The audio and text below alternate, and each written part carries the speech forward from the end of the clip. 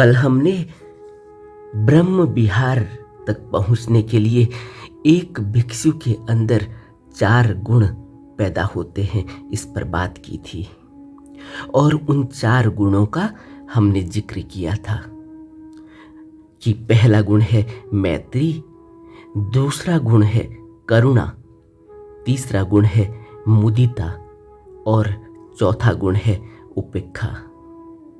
यानी मैत्री loving kindness, दूसरा करुणा कॉम्पैशन, तीसरा मुदिता एम्पैथेटिक जॉय और चौथा उपेक्षा इक्वेनिमिटी। आज हम बात करेंगे कि यह पहला गुण मैत्री क्या है। मैत्री अगर हम साधारण भाषा में अपने इस जीवन को देखें, इसका अवलोकन करें, अब तक हमने जो भी जीवन जिया इसमें हम इस बात को महसूस करते हैं कि मैत्री एक भावना है और यह भावना तब पैदा होती है जब हम किसी को सम्मान देते हैं, किसी को प्यार देते हैं, किसी के प्रति हमारा लगाव है, किसी के प्रति हमारा एक अच्छा भाव है, किसी से हमारे विचार मिलते हैं और हम यह सोचते हैं साधारणतया कि हम जिस व्यक्ति से बातचीत कर रहे हैं, मिलजुल रहे हैं, उससे आचार विचार कर रहे हैं, व्यवहार कर रहे हैं, यह व्यक्ति हमारी तरह सोचता है, हमारी तरह विचार करता है और कभी हमारे बुरे वक्त में या अच्छे वक्त में हम एक दूसरे का ख्याल रखेंगे, एक दूसरे का सहारा बनेंगे। इसको हम साधारणतया अपनी जिंदगी में मैत्री भाव कहते हैं, मित्रता कहते हैं। लेकिन बुद्ध मैत्री भावना को इससे भी आगे देखते हैं। साधारणतया हमारी जो मैत्री भावना है, हमारी जो मित्रता है, उसमें कहीं न कहीं एक अपेक्षा का भाव रहता है कि यह मेरा मित्र है और कभी मेरे बुरे वक्त में मेरा काम आएगा, कभी मेरे को कोई ज़रूरत होगी, कभी मेरे को कोई परेशानी होगी, कभी मेरे को कहीं कोई इसकी ज़रूरत होगी तो मैं इसको कह सकता हूँ और यह मेरे काम आएगा। इसको हम साधारणतया एक लोकाचार कहते हैं, इसको भी हम मित्रता कहते हैं। लेकिन बुद्ध कहते हैं कि मित्रता में कुछ लेना देना नहीं होता। यह जो मैत्री भाव है, यह मैत्री भाव तो हमारे स्वभाव का एक हिस्सा है, यह हमारा स्वभाव है। मैत्री भाव यह नहीं है कि मैं किसी को जानता हूँ, किसी ने मेरे को इज्जत दी, किसी ने मुझे प्यार दिया, किसी ने मुझे सहारा दिया, किसी ने मुझे थोड़ा सा ढाढ़स दिया, किसी ने मुझे थोड़ी सी मेरी बात को सराहा, मेरे विचार और उसके विचार मिल गए तो हम में मित्रता हो गई। बुद्ध कहते हैं कि किसी भी प्राणी मात्र के लिए इस संसार में हमारा भाव मैत्री का होना चाहिए और यह मैत्री 100% बिना अपेक्षा के होनी चाहिए। इसमें कोई अपेक्षा नहीं होनी चाहिए कि मैं इसके लिए यह करूँगा तो यह मेरे लिए यह करेगा क्योंकि यह मेरा मित्र है। ऐसा नहीं, कभी कोई मेरे काम आएगा इसलिए क्योंकि वह मेरा मित्र है, नहीं। मैत्री भावना को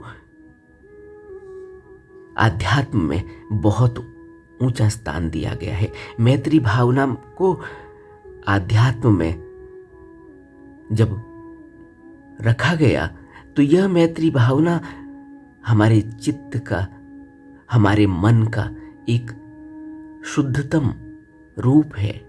जैसे जैसे मन शुद्ध होता चला जाता है, मन से विकार हटते चले जाते हैं, चित्त निर्मल होता जाता है, वैसे वैसे मैत्री पैदा होती है, उपजती है। मैत्री ऐसा नहीं है कि हम जाकर किसी से बात करेंगे, किसी के साथ हमारे विचार मिलने लगेंगे, हम उसकी हाँ में हाँ मिलाएंगे, फिर थोड़ा हम एक दूसरे के साथ मिलने लगेंगे, उसको वक्त देने लगेंगे तो हम मित्र बन गए। यह साधारणतया संसार की परिभाषाएं हो सकती हैं, संसार भला इस तरह की मित्रता से चलता हो, लेकिन आध्यात्म में मैत्री भावना या मित्रता का भाव ऐसा नहीं है। हमें गहरे में इस बात पर विचार करना होगा कि हम जिस भावना को मैत्री कहते हैं वह हमारे चित्त का एक हिस्सा है, वह हमारा नेचर है, हमारा स्वभाव है। और यह स्वभाव ऐसे ही पैदा नहीं होता, क्योंकि अगर मनुष्य की बात करें तो मनुष्य का स्वभाव ऐसा है साधारणतया कि वह जब किसी से कोई फायदा होता है, जब किसी से उसको कुछ मिल सकता है, उसका सहारा बन सकता है, तब वो कहता है कि यह मेरा मित्र है, यह मेरे सुख दुख में काम आएगा। लेकिन जो मित्रता है यह तो मन की शांति का एक हिस्सा है। जब मन शांत होता है, कल्याण करने में कुशल होता है, किसी के भी कल्याण की बात करता है, हमेशा ही कल्याण का सोचता है, उसके मन में कभी कोई ऐसा विचार नहीं होता अमित्रता का, उसके अंदर कभी कोई ऐसा विचार नहीं उठता कि कोई मेरा अच्छा करेगा तो उससे बातचीत रखनी चाहिए, उससे मित्रता बढ़ानी चाहिए। यह सांसारिक मित्रता है। आध्यात्म तो शांति से पैदा होता है, आध्यात्म तो मन की शुद्ध दशा से पैदा होता है। और जैसे जैसे मन में शुद्धता आने लगती है, और शुद्धता आती है ध्यान से, बिना ध्यान के मन शुद्ध नहीं होता। ध्यान एकमात्र ऐसा साबुन है जो मन में लगी विकारों को, जो मन में लगी मैल को साफ कर देता है, धो देता है। इसीलिए सभी बुद्ध पुरुषों ने ध्यान को एकमात्र सहारा कहा। इसीलिए बुद्ध ने कहा कि ध्यान तब तक करना है जब तक कुछ करने को शेष न रह जाए। और ध्यान से ही हमारे अंदर विनम्रता पैदा होगी, ध्यान से ही हम संतोषी होंगे, ध्यान से ही हमारे अंदर एक मिठास, एक सुंदरता पैदा होगी। ऐसी सुंदरता, वह सुंदरता बहुत कोमल है, वह सुंदरता ऐसे ही है जैसे छोटा सा अबोध बालक होता है। आपने देखा ना, छोटा सा अबोध बालक, उसके नाक नक्श कैसे भी हों भला, लेकिन उसके बाद भी उसके अंदर एक निर्मलता है, उसके अंदर एक शुद्धता है, उसके अंदर एक सुंदरता है, विनम्रता है। कि कोई भी अबोध बालक, कोई भी छोटा बच्चा कितना प्यारा लगता है।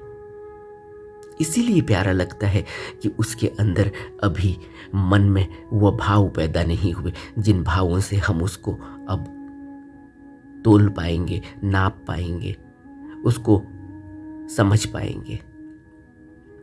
और यहाँ जिस भाव की बात हम कर रहे हैं, मैत्री भाव की, यह मैत्री भाव भी चित्त की शुद्ध दशा से पैदा होता है। ध्यान के बाद जैसे जैसे हमारा चित्त शुद्ध होने लगता है, निर्मल होने लगता है, उसमें संतोष पैदा होने लगता है, तब एक साधारण सादगी पैदा होती है, एक साधारण अवस्था, एक जीवन में एक आनंद पैदा होता है। उस आनंद में एक भाव पैदा होता है मैत्री का। मैत्री का अर्थ यह नहीं है फिर कि हम किसी व्यक्ति से मित्रता करेंगे। कोई अपने बराबर का होगा तो उससे मित्रता करेंगे, कोई अपना रिश्ते में होगा, कोई अपना आस पड़ोसी होगा, कोई अपना जानने वाला होगा तो मित्र होगा, ऐसा नहीं है। फिर तो प्राणी मात्र के लिए मित्रता होती है। कहीं कोई छोटा सा पौधा, जमीन से उसकी जड़ ऊपर आ गई हो, तुरंत एक मैत्री का भाव होने के नाते, मित्रता होने के नाते, प्राणी मात्र का अच्छा और सुख चाहने के नाते हम उसकी जड़ों के ऊपर मिट्टी डाल देते हैं ताकि उसकी जड़ें फिर से जमीन को पकड़ सके और वह पौधा जो थोड़ा सा तिरछा हो गया है फिर से सीधे खड़ा हो जाए। क्यों? क्योंकि अंदर एक भाव पैदा हुआ है, शुद्ध चित्त में एक भाव जगा है कि सब का कल्याण हो, सब का मंगल हो, सब अपने जैसे हैं। और अपने जैसे हैं का भाव कब पैदा होता है? जब अहंकार गलने लगता है। अगर मनुष्य के अंदर अहंकार हो, अगर मनुष्य के अंदर मैं भाव हो, अगर मनुष्य के अंदर अहम भाव हो, तो फिर मित्रता सबसे नहीं हो सकती। फिर तो मित्रता के लिए एक कसौटी तय करनी होती है कि यह मेरे बराबर पैसे वाला है या नहीं, यह मेरे बराबर दिमाग वाला है या नहीं, यह मेरे बराबर पढ़ाई लिखाई में है या नहीं, यह मेरे बराबर मेरे कुल में, मेरे वंश में, मेरे जाति में, मेरे देश में मेरे जैसा है या नहीं। वहां हम मित्रता की एक कसौटी तय करते हैं। लेकिन यह मित्रता नहीं है, आध्यात्म से इसका कोई संबंध नहीं। और जब हम यहाँ मित्रता की बात करते हैं तो हम आध्यात्म से मित्रता को जोड़ते हैं, क्योंकि असली मित्रता, सच्ची मित्रता वही होती है जो हमारे शुद्ध मन से, जो हमारे आध्यात्म की जड़ से निकल कर आती है। और आध्यात्म हमारा स्वभाव है जो ध्यान से साफ किया जा सकता है। और जैसे जैसे हमारा ध्यान गहरा होने लगेगा फिर हमारा जीवन बिल्कुल ही शुद्ध, स्फटिक, श्वेत और चमकदार होने लगेगा। उसमें संतोष की किरण फूटने लगेगी। वाणी में मिठास, वाणी में विनम्रता, क्योंकि सबके सम्मान की बात है, सब अपने जैसे हैं, सबके अंदर वही एक ऊर्जा, शुद्ध ऊर्जा बह रही है। वही एक ऊर्जा जो इस पूरे कायनात को बांधे हुए है। तब यह एहसास होता है, तभी तो अपने और पराई में कोई भेद नहीं होता, तभी तो मैत्री का भाव पैदा होगा। मैत्री का भाव ऐसे पैदा नहीं होगा कि बाहर से कोई थोप दी गई हो मैत्री, कि हमने तुम्हारे लिए इतना, तो हमने तुम्हारी तारीफ करी इसलिए तुम अब हमसे मित्रता रखोगे, हमने तुम्हें पैसे दिए, हमने तुम्हें सम्मान दिया, हमने तुम्हारा ख्याल रखा तो अब हम मित्र बन गए। नहीं, आध्यात्मिक मित्रता का इससे कोई संबंध नहीं। आध्यात्मिक मित्रता, जिसको मैत्री भावना कहते हैं हम बुद्ध मत में, वह मैत्री भावना पैदा ही तब होती है जब मन निर्मल होता है, जब हम आध्यात्म की, जब हम ध्यान की साधना के बाद एक पड़ाव पर पहुंचेंगे, वहां से मैत्री की किरण फूटेगी। वह सबके कल्याण के लिए होगी, वह सभी प्राणियों में बराबर देखने वाली होगी। वह किसी को फिर अपमान की दृष्टि से या सम्मान की दृष्टि से नहीं देखती। सबके लिए ही सम्मान है, सब अपने हैं, सबके प्रति मैत्री है। वह फिर किसी को ठगता नहीं है, फिर वो किसी से झूठ नहीं बोलता, फिर वो किसी से बैर भावना नहीं रखता, क्योंकि बैर और मैत्री का तो कोई संबंध ही नहीं, दोनों अलग छोर हैं। और वह फिर किसी से कोई अपमान और कोई सम्मान की चाह भी नहीं रखता। मैत्री उसका स्वभाव है। क्यों? क्योंकि उसके मन में अब मैत्री के फूल खिलने लगे हैं। अब उसके मन में मैत्री ने जड़ पकड़ ली है। अब मैत्री ही मैत्री है। जिस तरह हम देखते हैं ना, हमारे माँ बाप होते हैं, हमारे प्रति माँ का क्या भाव होता है, माँ का क्या स्वभाव होता है। बच्चा चाहे कितनी ही गलती करके आए, उसके बावजूद भी माँ बाप उसकी गलतियों को दुनिया में जाहिर नहीं करते, वह उस पर पर्दा डाल देते हैं, वो ढक लेते हैं, और माँ उसको अपने आंचल में छिपा लेती है। उसकी सब गलतियों, उसकी सब कमियों के बावजूद उस माँ के और बाप के प्यार में कोई कमी नहीं होती। यही तो माँ बाप को तभी तो हमने सबसे ऊपर रखा, इसीलिए हमने माँ बाप को भगवान का दर्जा दिया है। इसीलिए बुद्ध ने हमें पिता का भाव दिया, पिता की तरह प्यार दिया, माँ बाप की तरह हमारी रक्षा की। एक बुद्ध माँ बाप की तरह होता है, एक गुरु माँ बाप की तरह होता है। वह सहारा होता है, वह इस संसार में भी सहारा होता है और इस संसार से ऊपर भी सहारा होता है। वह हमें उच्च मंडलों तक ले जाता है, वह हमें परम लोक तक हमारे साथ रहता है। यही मैत्री होती है। मैत्री का अर्थ कभी भी धम्म की राह पर चलने वाले व्यक्ति के लिए, धम्मशील बनने के लिए, ब्रह्म बिहारी बनने के लिए, जिन 4 गुणों को अपने अंदर उपार्जित करना होता है, अपने अंदर पैदा करना होता है, उन 4 गुणों में मैत्री भी एक गुण है।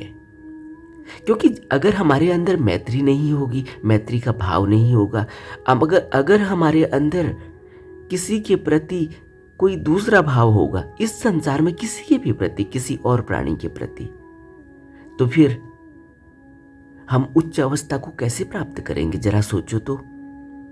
फिर हम आध्यात्म में प्रगति कैसे करेंगे? फिर हमारा ध्यान में मन कैसे लगेगा? अगर किसी भी प्राणी के प्रति हमारी सद्भावना नहीं हो, हमारा कोई दूसरा भाव पैदा होता हो मैत्री के अलावा, तो सोचो फिर हमारा ध्यान में मन कैसे लगेगा? मैत्री का अर्थ होता है कि सब अपने जैसे हैं, मुझे किसी से कोई डर नहीं, मुझे किसी से कोई दुख नहीं, मुझे किसी से कोई कमी नहीं, मुझे किसी से कुछ भी लेना देना नहीं, मेरे तो सब अपने हैं। इसीलिए तो माँ बाप, इसीलिए तो बुद्ध का उदाहरण दिया गया है। यह सब इसीलिए दिया गया है कि हमारी वह अवस्था होती है, तभी तो हम राह में आगे बढ़ते हैं, तभी तो हम ब्रह्म बिहारी होते हैं, तभी तो हम उस ब्रह्म में विहार करेंगे।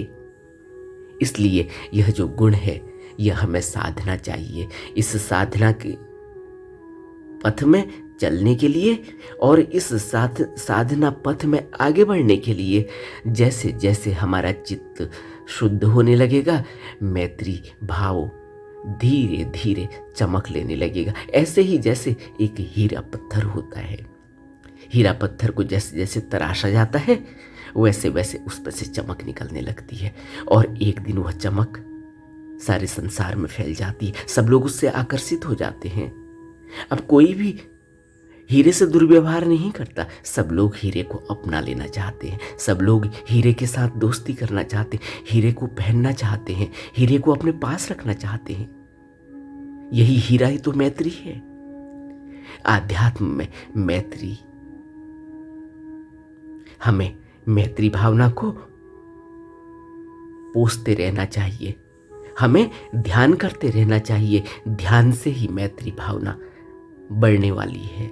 यही एकमात्र तरीका है अपने अंदर शांति, अपने अंदर सुख, अपने अंदर संतोष, अपने अंदर एक उच्च विचार, अपने अंदर एक साधारण बुद्धि की तरह निर्मलता और बुद्धि की तरह शांति प्राप्त करने का हमें मैत्री भाव पर खूब ध्यान देना चाहिए।